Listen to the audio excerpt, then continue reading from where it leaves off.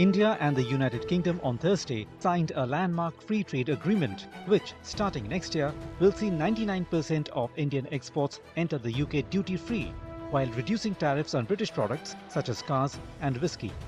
This is India's 16th FTA overall and the UK's biggest bilateral pact since Brexit. Commerce Minister Piyush Goyal and his counterpart Jonathan Reynolds signed the pact in London. From UK's perspective, they need to in some way resuscitate their economy.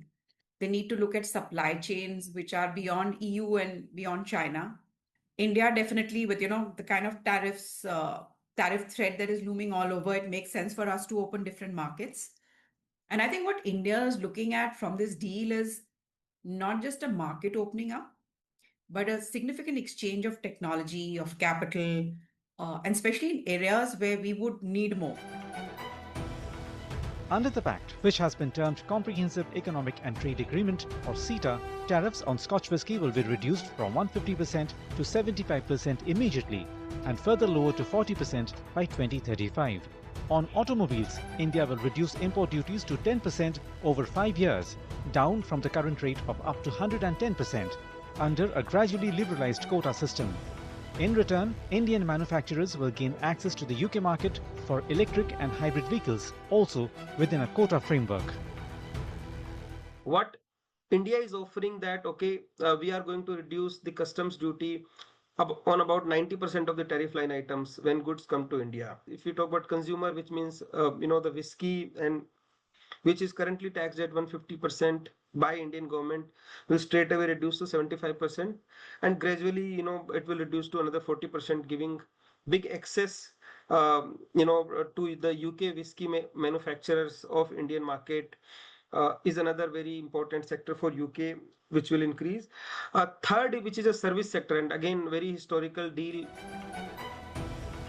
Under the FTA, India will get duty-free access to several agri goods in the UK, such as fruits, vegetables and cereals, turmeric, pepper, cardamom and processed goods like ready-to-eat food, mango pulp, pickles and pulses. Marine products such as shrimp, tuna, fish meal and feeds will become completely duty-free once the pact comes into force.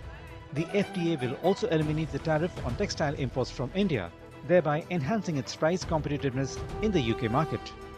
Products that are poised for exponential growth include ready-made garments, home textiles, carpets and handicrafts.